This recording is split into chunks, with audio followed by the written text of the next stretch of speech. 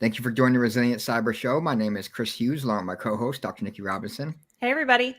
Today, we're joined by Gaurav Banga. Gaurav, thanks for being here. Oh, my pleasure. Yeah, definitely works. Really excited to chat with you about your organization and your background in cyber risk quantification. But before we go into the deep end there, can you tell us a bit about your background and kind of how you got to where you are now? Yeah, so I am a technologist by training. Worked in the industry for several years in writing software in the storage industry, and then got the startup bug, I guess. Built my first company, and that was in the consumer messaging space. After that, I sold that company, stayed in the consumer messaging phase. This is mobile phones before they were smartphones, or before the iPhone, the earliest smartphones. And then worked in the PC industry, and then very quickly came to realize that there was this growing thing called cybersecurity, or cyber insecurity, as I call it, right? And then I started my first company, Romium, in the endpoint security space back in 2010. And we had many of the Fortune 500, Fortune 100 and 500 as customers by 2015. And when I left Romium, this was kind of like in the renaissance of cybersecurity, where lots of things were suddenly happening. Between 2010, when cybersecurity was nothing, started really looking at, hey, what is happening here? Like, what's working, what's not working, and started Balbix. And this was really in response to that, what we felt was happening. So what Balbix does, my company, we capture data from all sorts of cybersecurity sources, all sorts of IT sources, and business tools, and we build a unified model of cyber risk. And that model is what enables us to provide certain use cases. And there's dozens of them. The most important ones are giving you a big picture, and then the even more important one, most important and even more important one, is to enable you to do something about your risk picture. And that's it, right? That's my background. Yeah, so I definitely we're going to be pulling the thread on that throughout the entire conversation. But one thing I wanted to ask you, especially given your background being in the industry for so long, in cybersecurity, we traditionally have produced, or approached risk qualitatively rather than quantitatively. And you've taken another direction, going the quantitative route. Why do you think we've always approached it qualitatively? And, do you think that's going to change, or is it starting to change across the industry? So if you look at cybersecurity, it is a very technical topic that has gotten more and more complex over the years, right? Now, the way people outside the security team have viewed it is it's a technical topic, right? So 15 years ago, even 10 years ago, when you had a CEO and you asked him, well, what do you do in security? And the answer would be, well, we have a wizard. And we have a bunch of wizards, right? That would be the kind of answer, right? And what do you do? What do the wizards do? Well, they make sure we're good. They understand security, and we rely on their qualitative judgment. And this is true. This was true in companies big and small. That's how it turned out. I mean, nobody cared. And what happened when you had a breach? Well, the wizards screwed up, so let's get new wizards. Right? And that is how the board, the CEO, the CFO, or the vast majority of companies used to view cybersecurity as an intensely technical topic that required judgment, that required qualitative judgment, that required lots of deeply technical skills that could not be explained to the outsider. I don't know if kind of that answers what you were looking at. Yeah. My actual follow-on question was going to be, we're hearing a lot of calls for, cybersecurity, the CISO to be elevated right to the C-suite, cybersecurity representation in the boardroom, even from SEC, for example, cyber to speak the language of the business now is often, we hear that constantly. How important do you think this shift from qualitative to quantitative is to elevate the cybersecurity, to that executive level, speaking the language of the business? It's actually what is the word? Imperative. And my view on this is how I think about it, right? What ended up happening is now you have the wizard approach doesn't work. When does that realization happen? When the first CEOs and CFOs and board members started losing their jobs because of some cyber thing, that's when they woke up and said, oh shit, this stuff is not to be ignored. I need to understand it. But cybersecurity is still that technical, right? So that gap is not easy to bridge. And in order to bridge the gap, that means in order to take the CISO and give them a seat in the boardroom, you need to have a common language. And that common language is quantifying it. Because if you kind of look at, what else happens in the boardroom, you have the CFO and the head of sales, and the head of sales or head of revenue goes up and puts up a forecast, which is based on some models of, this is how much revenue, this is how revenue happens and everything. And the CFO puts up another model. And then this person comes along as a security expert and doesn't talk any numbers. How does that look? Nobody takes them seriously. Right? So I think it is important. It's not the only thing, but one of the things is you have to have a common language, and that language has to be numbers. That's the number. Most organizations at that level at least have to be data driven. Yeah, I love this idea of like quantifying data, but like kind of how do you mix in that qualitative data with actually quantifying and using numbers and statistics, right? And I'm curious about what quantitative data means to this cyber program as a whole. So how do you give that holistic view to upper level or executive level management? But then how do you look at quantitative measures in your smaller teams? What does it mean to threat intel? What does it mean to incident response? Do those metrics sort of work together to build that holistic picture, or do we have to look at them as separate pieces? Yeah, we kind of like thinking about it the opposite way. The better way to think about it is, well, what do you want to do? Like when you start doing anything in business, there is risk. Right? And particularly when let's say you're a business, you're a Google, you're a Twitter, there is risk, there is cyber risk, right? That's just it. So what do you want to do? So this is the number one thing that I recommend people think about when they talk about, well, how much, what metric, what measures, what numbers, what qualitative, what's the role of qualitative versus quantitative. The first qualitative question to ask is, what is it that we are trying to enable? And the quantitative answer could be, well, we are okay with $5 million worth of business risk, but we're not okay with $500 million worth of business risk in this one particular quarter. Right? Then comes in, okay, well, now let's look at how we look at vulnerabilities and threats and our controls and the business context, and let's try to figure out what our number is. Right? What are the different possible scenarios are, and how many scenarios are they, and what happens. And then this is a very dynamic model because, as you know, like while the enterprise business itself doesn't change very fast, the threats and the vulnerability, the mean time of arrival of new security issues is now less than once in 15 days, and it is sharply reducing. It's very fast. Your controls, right? I mean, your controls are relatively static, but the threat environment is pretty dynamic. So you need to be able to model all that. And the amount of data that you're looking at is enormous.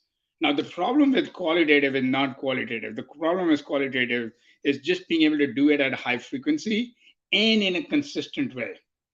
Like when people say it's qualitative, it's not really qualitative. Almost every cybersecurity person will use a spreadsheet of some sort. The problem is what is going into the spreadsheet, how often are you consuming it? And that's where the quantitative part becomes important. So the quantitative models are built in a consistent pseudo-qualitative, I used to call it like expert way. And what you are trying to get out of that is consistency and repeatability and continue. I mean, being able to do this continuously. Right? We obviously rely on the judgment of people, but the question is, are you going to rely on the judgment of people all the time, like 500,000 times a day in an inconsistent way? Or are you going to try to rely on the judgment of experts and let's build the model together and then let it fly and let's watch where the model needs to be improved? And can the model deliver what ultimately is useful for decision making and reducing risk? Yeah, it's such a good point because I have this sort of thought, right? And I've been thinking about this a lot too, because there are a lot more sort of this push to move to quantitative data. And I'm interested, especially as a researcher, because I've done qualitative and quantitative research and seeing how differently people perceive just basic terminology. I focused my study on vulnerability chaining and just seeing the variety of how people felt just about that one term. And so it's interesting to me how qualitative data could potentially impact the business when used properly or maybe used improperly. But I'm curious if you feel like maybe in the future, if we can figure out some consistency, maybe with terminology or some taxonomy, that maybe there would be a place for both. Do you think that there's sort of a place for both moving forward? Oh, absolutely. So a good system, in my view, has, when you write it down, when you put it together in a way, then you in a system, right? And not everybody doesn't have the same system. Then two things happen. One of them is you start getting consistent results because everybody's sort of using the same automated framework, right? You could do that in an Excel spreadsheet in the confines of a single environment or a single group of people, or you could build, a complex system like Balbix and do the same thing. And then the other thing that happens is people start giving you feedback, right? You get different view. Oh, that's not the right term to use. There is a difference between threats and vulnerabilities. Are you using that security controls in an incomplete fashion? And then in a good group of people, that feedback is incorporated back into the system. That's the journey, at least, that I think needs to happen and is happening. I mean, it's not like, I'm a very optimistic person on these fronts. I think this journey is happening. And at the end of this, you will have expert qualitative input that has been used to design a quantitative system that produces consistent results that actually track what's happening and is actionable. Yeah, one thing I wanted to ask you before I have a question for you about other frameworks that have kind of taken hold in the industry. But before I ask that, how do you guys approach? I'm curious how your organization approaches visibility of assets, like in a dynamic cloud environment, like we have with microservices and containers, ephemeral instances, and all those kind of things. How do you approach that, having that visibility to quantify the risk? Yeah, so there's two ways in which we approach the visibility, and that really depends on how mature an organization is. So if the organization is mature, their version of the visibility problem is that they have mountains of data, but that does not necessarily mean visibility. It's not actionable. I have all the data that I need, but it's siloed up in dozens of tools. So the way we view the visibility problem over there is that data needs to be collected and captured, as we call it, continuously, because the visibility needs to be near real time, at least faster than the signal is changing, right? Twice as fast. Nyquist theorem, right? And then when you come back to this, you want to be able to deduplicate it, which is a very hard problem. I call it the $25 million problem that people don't worry about. You want to be able to clean it up, deduplicate it. You want to correlate it, and then it's unified, right? So that's the problem of more mature organizations that have spent a lot of money, and they're much further down the maturity curve. Now, at the other end of the extreme, you have organizations that are just barely getting started. They just woke up and realized, oh, there's a cyber war going around us, and we don't have any visibility.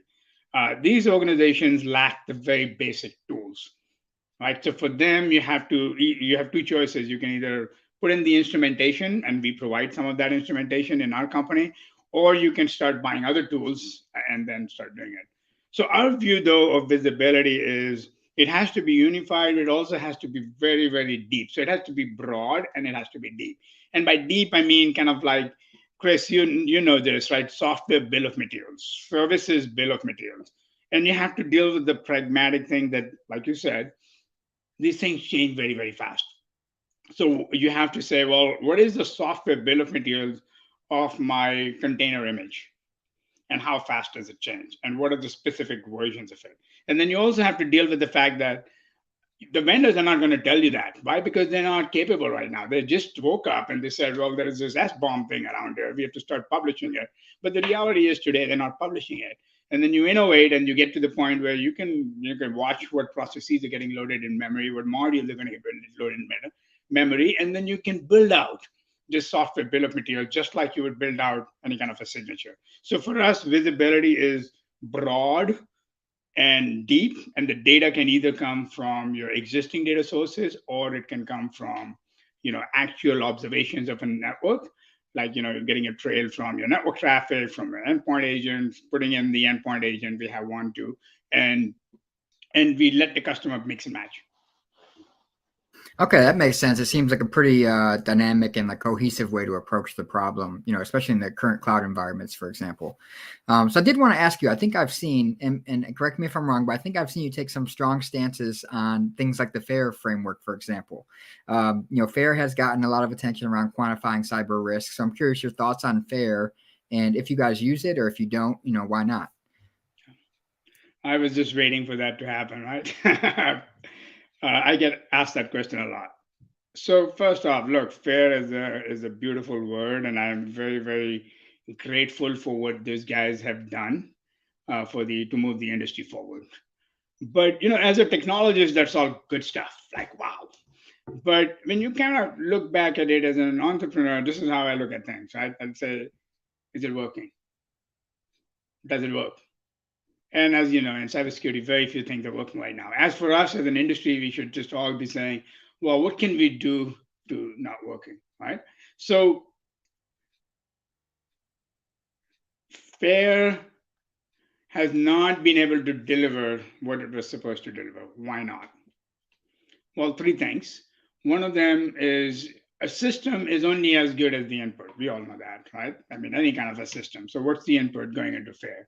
And what we discovered after talking to lots of our prospects and customers is most of the time the input to FAIR is qualitative.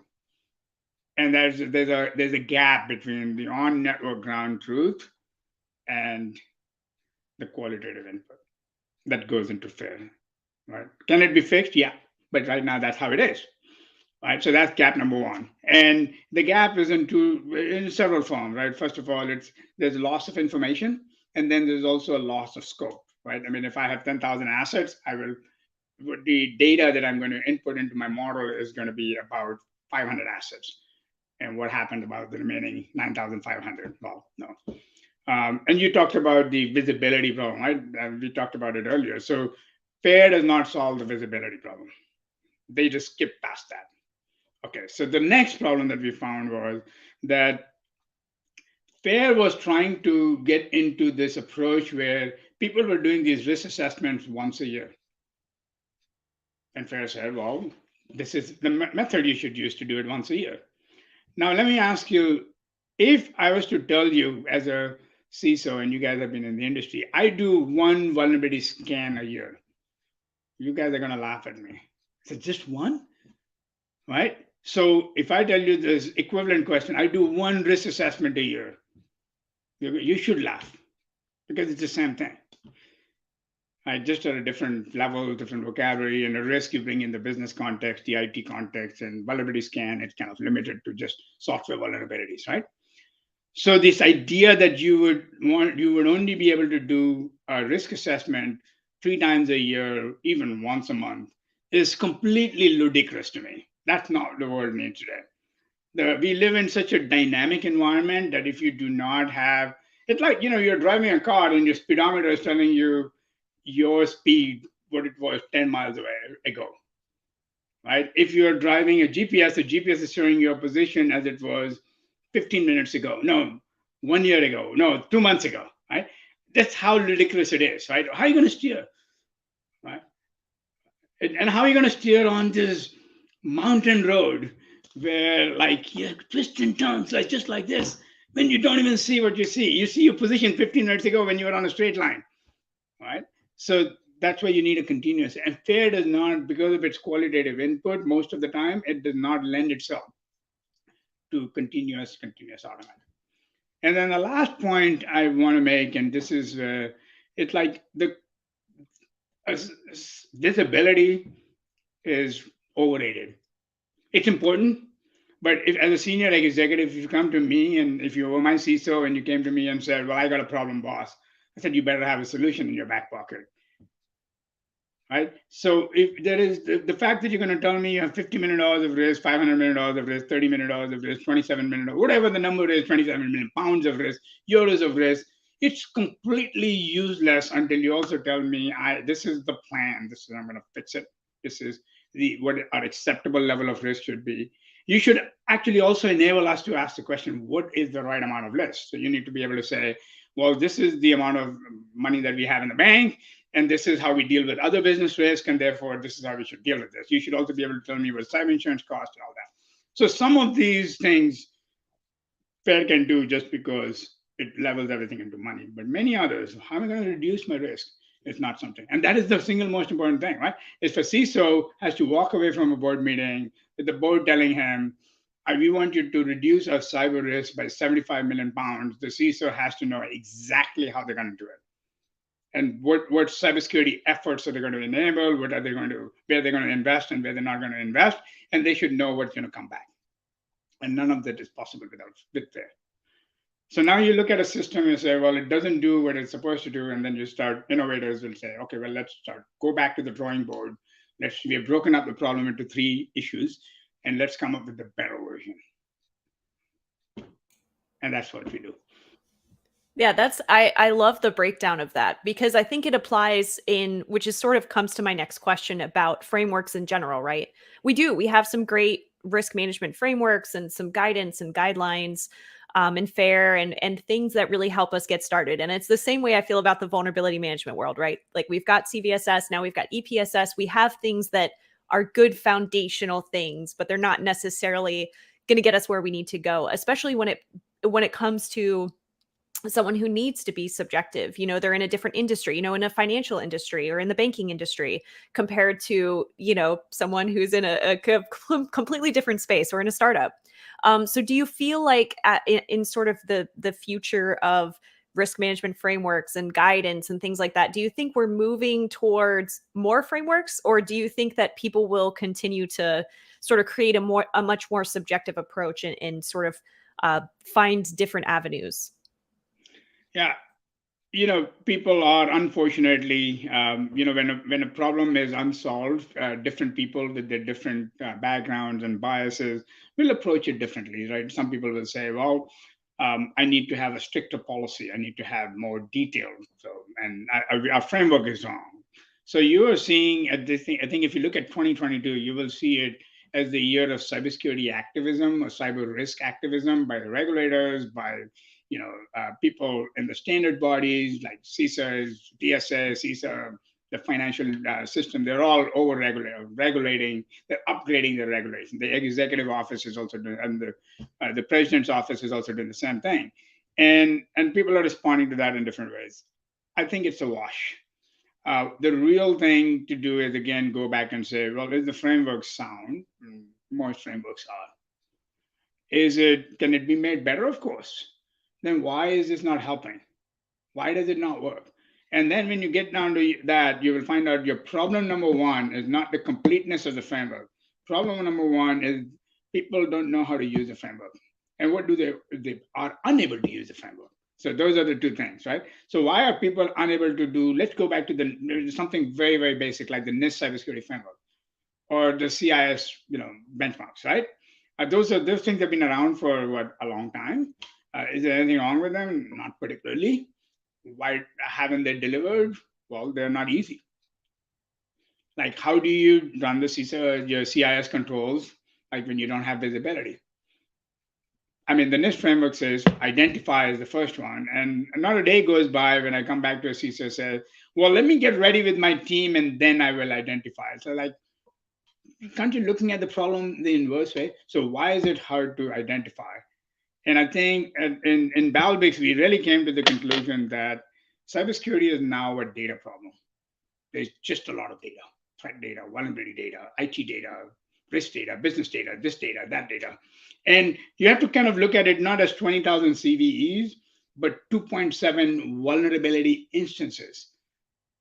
Right? As an operator in an IT land, you don't fix one CVE. You have to go find all the instances of CVE and decide which ones of them need to be fixed right now, like this moment, versus those that can be fixed tomorrow, versus those that you're never going to fix. Right? That's basically the problem. And your space is not 20,000 Cs or 15,000 Cs, CVEs. It is CVE instances, right? Which is a much bigger space. So we need 2 things. We need to think of cybersecurity and cyber risk management, cybersecurity management as a data problem. And second thing is, the moment you realize something is a big data problem, the intuitive answer is, well, is the fix also a data problem, or is the fix also a high velocity problem? And we think the answer is yes. You need to automate the heck out of these things. And this is not a new concept, right? What is DevOps? DevOps is automation and consistent automation of a lot of things that people used to make mistakes.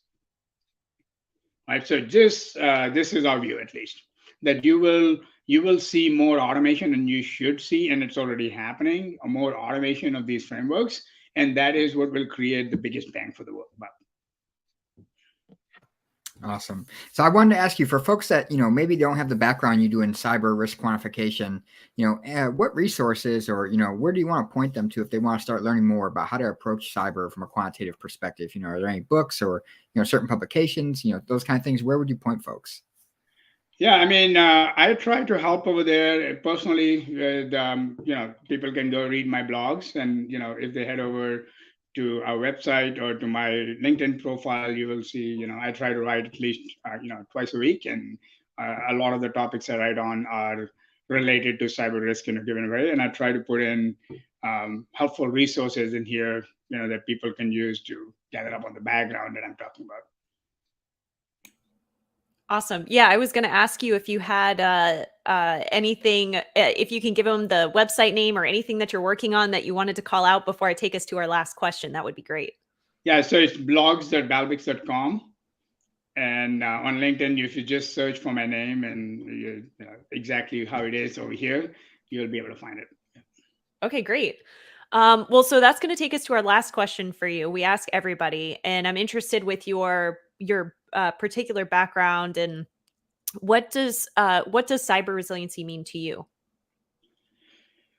So cyber resiliency is the property, the quality of an enterprise to be able to withstand and survive cyber attacks in a way that you can minimize the impact of these attacks in both time and in space.